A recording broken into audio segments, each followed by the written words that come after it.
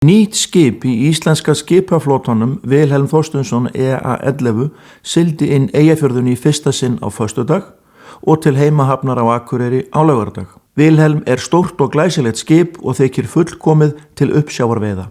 Það 89 metrar að lengd og 16,6 að breidd. Burðargetan vel yfir 3000 tonn. Guðmundur Jónsson skipstjóri segir að þetta sé eitt allra besta skip sem hann hafi stýrt á sínum ferli. Kristján, til hamingju nýja skipið. Hvernig tilfinning að fá nýtt skip í heimahöfn? Hún alltaf jafn skemmtileg. Þetta alveg yndisleg tilfinning. Þetta reynda langur aðdragandi. Svona verkefni tekur 3 ár. Þannig að, en svona þegar heim komið þá alltaf jafn gaman. Hver sérstæða þessa skips eða hverju breytir þetta fyrir Samherja? Breytingin svo að fyrir 20 árum síðan þá byggðum við skip með sama nafni, Vilhelm Þorsteinsson, sem var tæknilega mjög fullkomið þá, og þar vorum við að opna fiskinn, við vorum að flaka hann og frysta hann, komum með frosnar afurðir á landi.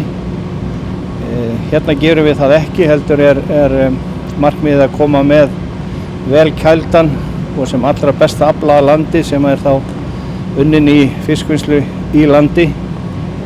Það eru meiri afköst hérna, við ættum að geta afkasta meira á þessu skipi heldur en við gerum á hinu.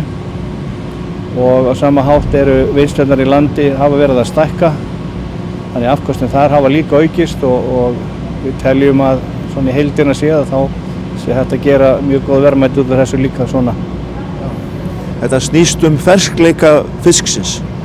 Já, það gerir það og það sem sagt mjög öflugt kælikerfi hérna, stóra lestar. Þannig að við eigum að geta kælt fiskinn hratt og vel niður, þannig að gæði hráefnisins haldi sem allra best. Ekki svona skip alveg ókeypis, þetta lítur að vera fjárfesting?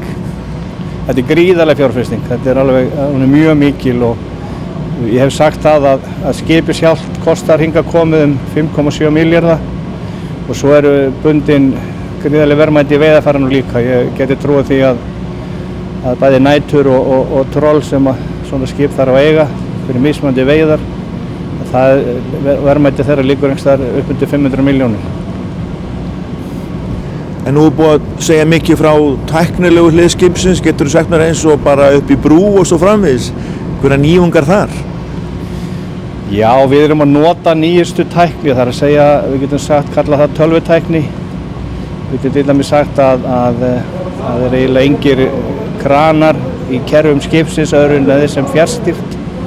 Þá á þessum stóru skjám sem eru skipið, skjámyndir sem sýna kerfin, grafískt hvernig þau og hvar lokarjum og þessu öllu hægt að fjarstýra. Þetta svona eiginlega músin sem þetta stýrir öllu með. Nú siglingatækin og fiskileitatækin sem við erum með þau eru nýjust og bestu tegund sem við þekkjum. Reyndar hér væntanlegur dýptarmælirinn, hann ekki kominn úr framleiðslu. Hann vænst eftir svona 2-3 mánuði.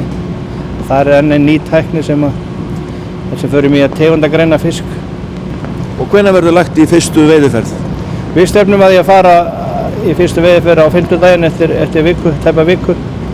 Við byrjum þá á Kolmuna sem við vonandi veiðum langt sunnan við Færeyjar.